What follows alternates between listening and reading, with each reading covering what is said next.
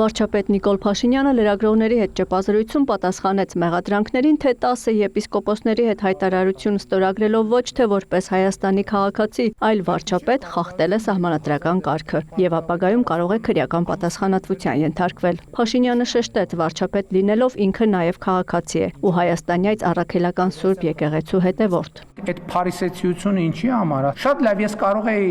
գրել Նիկոլ Փաշինյան Հայաստանի Հանրապետության քաղաքացի։ Եվ դուք այսօր բրիֆինգին հարց կտայիք։ Հայաստանի Հանրապետության քաղաքացի Նիկոլ Փաշինյան, բա դուք ինչ գործ ունեք վարչապետի կեցավայրում։ Ինչի՞ չեք գնացել Իջևանի ձեր Ասլանյան փողոց, չգիտեմ, 10 տան բնակարանում կազմակերպել այդ հավաքը։ Հարցի պատասխանը վարչապետը Սաղմոսով է շարունակում։ 63-րդ Սաղմոս այդ հարցի պատասխանը տալիս է, որտեղ ասում է անօրենություն փնտրեցին, հոգնեցին փնտրելուց եւ քննելուց։ Թող շարունակեն փնտրել եւ քննել, եւ նրանց բացի հոգնությունից ուրիշ ոչ մի բան չի սպասվում։ Հավելում է, Հայաստանի Հանրապետությունն ինստիտուցիոնալ պետություն է եւ պետք է վստահ լինել, որ եթե իր կամ որևէ մեկի գործողություններում լինեն քրեական օրենսգրքով նախատեսված արարքներ, այդ արձագանքը չի ուշանա։ Եկեղեցու բարենորոգման հայտարարության տակ ստորագրող հոգեվորականները արդյոք նույնպես չեն խախտել ուխտը, ինչի համար կաթողիկոսն է մեղադրվում, կամ ինչպես է վարչապետը պատրաստվում եկեղեցին բարենորոգել այն մարդկանց հետ, որոնց նախկինում տարբեր մեղադրանքներ ու բնորոշումներ է տվել։ Ես եմ տարբեր մարդկանց մասին տարբեր բան ասել, տարբեր մարդիկ են իմ մասին տարբեր բաներ ասել։ Նոր կտակարանում այսպիսի մի դրվագ կա, ասում է, երբ որ փարիսեցիները եւ սադուկեցիները տեսան, որ Հիսուս մաքսավորների եւ մեղավորների հետ է նստում, սկսեցին նրա աշակերտներին մոտավորապես նույն հարցերը տալ, ինչ որ դուք եք տալիս աշակերտներին։ Եվ երբ որ աշակերտները դրա մասին ասացին Հիսուս Քրիստոսին, Հիսուսը ասաց առողջներին բժիշկ պետք չի եւ անմեղների համար չեմ եկել, այլ մեղավորների համար եմ եկել։ Հիմի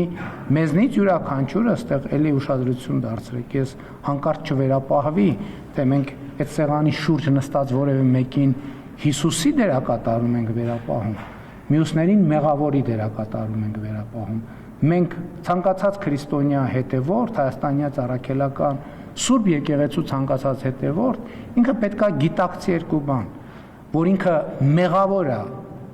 ինչպես մեղավոր է, բառից բուն իմաստով, ինչպես նկատի ունեին նոր կտակարանի մաքսավորներին եւ մեղավորներին, եւ մյուս կողմից, եթե ինքը Հիսուս Քրիստոսի իրական հետևորդ է, ինքը նաեւ Հիսուս Քրիստոսի գործելակերպի, վարվելակերպի, խոսույթի տրամաբանության եւ առաքելության մեջ է։ Կտրիչ Ներսիսյանը չի պատրաստվում հեռանալ։ Սերժ Սարգսյանն էլ այդպիսի մտադրություն չուներ։ Լրագրողի հարցին պատասխանելով զուգահեռ անցկացրեց երկրի ղեկավարը։ Նույնն է Կտրիչ Ներսիսյանը ստիպված կլինի հեռանալ։ Բայց մենք դա էլ եմ ասում, ոնց որ արել ենք, դա մենք կանենք անցնցում քրիստոնեական հանդուրժողականությամբ եւ սիրով տոգորված։ Այնտեղ որտեղ ես հետահայաց ինքնահայեցվել եմ եւ տեսել եմ, որ մենք այդ քրիստոնեական հանդուրժողականության եւ սիրո ուղուց շեղվել ենք, ես դրա համար հրապարակային ներողություն եմ խնդրել, պատասխանատվություն եմ կրել եւ այդ թվում արդեն բազմիցս հայաստանյաց առաքելական Սուրբ եկեղեցու խորանի առաջ ծնկի եմ գալիս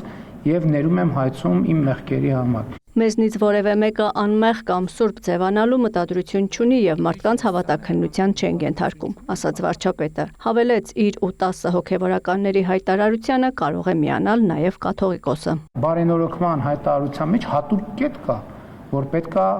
հայաստանյաց առաքելական Սուրբ եկեղեցին ընդունի նոր կանոնակարգ, որտեղ պետքա ընդունվեն հոգեվորականի բարեվարքության ոչ միայն կանոններ, այլև այդ ընդունված կանոնները պահպանելու մեխանիզմներ։ Եկեղեցու բարենորոգման ծրագիրը պառակտում է մարդկանց։ Այս դիտարկմանը Փաշինյանն արձագանքեց, պառակտումը վաղուց կար։ Որովհետև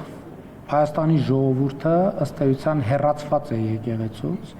եւ Հայաստանի ժողովուրդը ավելի ու ավելի պակաս կապ ունի իր եկեղեցու հետ, որովհետև եկեղեցու վերնախավի գործելակերպը հենց եկեղեցին մեկուսացնելն է ժողովրդից։ Եկեղեցին առաջին հերթին ժողովրդի եկեղեցին է։ Ընդհակառակը այս process-ը մարդկանց ավելի շատ է տանում պատարակների, նույնիսկ ընդդիմադիր գործիչները խորան են բարձանում,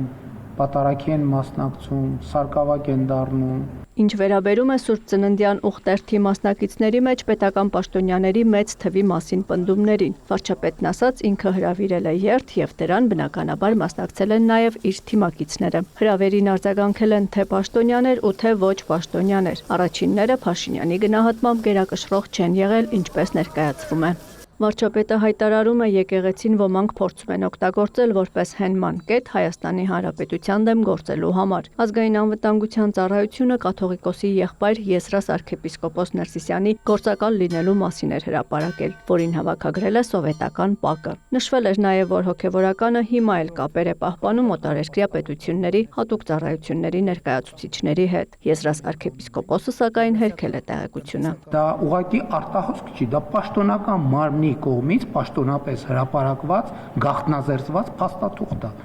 Հերքելով չի։ Ադրբեջանից Հայաստան բենզինի երկրորդ խմբաքանակն է գալու։ Գործընթացը մանրամասնելով վարչապետը նշեց։ Փոխվարչապետերի հանդիպման ժամանակ Ադրբեջանի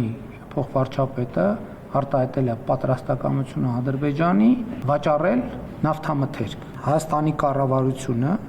նախնական ուսումնասիրելով դաշտը այն գործարարներին, որոնք մեր գնահատմամբ հակված չեն լինի դրանից քաղաքական ակցիա սարքել, ասել, որ օրինակ կառավարությունը մեզ ստիպում է, որ մենք Ադրբեջանից բենզին գնենք, իսկ մենք չենք գնում բենզին, որովհետև եւ այլն եւ այլն։ Մենք ասել ենք, որ կա այդպիսի հնարավորություն։ Երկու կողմերի ընկերությունները, եթե չեմ սխալվում, Հայաստանի կողմից երկու ընկերություն կապ են հաստատել։ Իմիջայլոց ասեմ, բոյկոտի դրսևորում առաջին խմբականակի ներկրման ժամանակ եղավ, որովհետև եղան ցանցեր, ովքեր հրաժարվեցին վաճառել այդ բենզինը, ինչը նշանակում է, որ մեր նախնական մտահոգությունը եւ մտավախությունը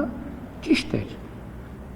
Եվ հիմա 1, 2, 3, 4-ին ես կարծում եմ, որ բոլորի համար հասկանալի կլինի,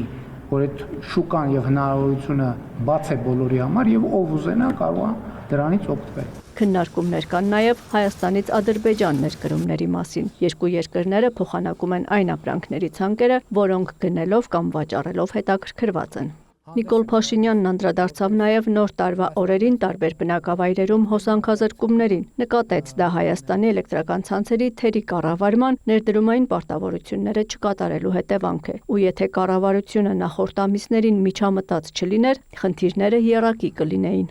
Ես հիմա այդ թվում շատ լուրջ կասկածներ ունեմ, որ այդ ամենը արվում էր երկար ժամանակ Հայաստանում քաղաքական դժգոհություններ գեներացնելու համար։ Եվ այդ թվում Ռոմանոս Պետրոսյանի եւ մեր մյուս գործընկերների գործունեության արդյունքում պարզվեց, որ Հայաստանի Հանրապետությունում չկա գոնե մի ընտանիք, որից այս ընթացքում Հայաստանի էլեկտրական ցանցերը նախորդող շրջանում փող չեն գողացել, շատ կոնկրետ։ Պետական հիմնարկներ, զորամասեր։ Վարչապետը համոզված է, հեծը պետականացնելու որոշումը ճիշտ ու արդարացված է ու կկարողանան այդ որոշումը պաշտպանել բոլոր ատյաններում։ Կառավարությունը հարկային արտոնություններ է տալիս իր հետ սերտ առնչություն ունեցող գործարարներին։ Այս մեղադրանքներին էլ վարչապետը պատասխանեց։ Արտոնություններ տրվում են մեծ թվով գործարարների, որոնց մեջ վստահաբար կան ինչպես իշխանության, այնպես էլ ընդդիմության ու բոլորի հետ այս կամ այն կերպ առնչվող մարդիկ։ Ու եթե վերլուծություն արվի, վստահաբար կպարզվի, որ կառավարության անդամների հետ առնչություն ունեցողները շատ փոքր տոկոս են կազմում։ Ընդ որում արտոնությունների համակարգը գործում է ինքնաշխատ եղանակով։ Ընկերությունները լրացնում են տվյալները ու պահանջներին բավարարելու դեպքում օգտվում արտոնությունից։ Կառավարության ղեկավարին սպասարկող մեքենայի պետհամարանիշն այսուհետև պետք է պարունակի միայն Հայաստանի դրոշը եւ 1 թիվը։ Լրագրողը հիշեցրեց, որ Փաշինյանը գոլդ համարների մասին ժամանակին այլ կարծիք ուներ։ Մենք ժամանակի ընթացքում որոշ մոտեցումներ վերանայել ենք եւ վերանայել ենք այն տրամաբանությամբ եւ մենք նաեւ այդ թեմաներով խոսակցություն ենք ունեցել, որ մենք այնուամենայնիվ պետական որոշակի ատրիբուտներ կա, որ մենք պարտավոր ենք պահել եւ այդ ատրիբուտները պահելը մեր անձնական քմահաճույքի հարց չի, այլ պետական արարողակարգերի հարց է եւ մենք պետքա մաքսիմալ փորձենք այդ արարողակարգերը պահել։ Նախորդ համարանիշի վրա նաև 2 հատ Ս տառ կար։ Դրանք հաճախ ասոցացվել են Սերժ Սարգսյանի անվանատառերի հետ։ Կառավարությունում կարծում են պետական համարանիշը չպետք է որևէ մեկի անվանատառերը կրի, ինչպես ՍՍ, այնպես էլ ՆՓ։ Աննա Զախարյան, Ռաֆիկ Սողոմոնյան, լուրեր։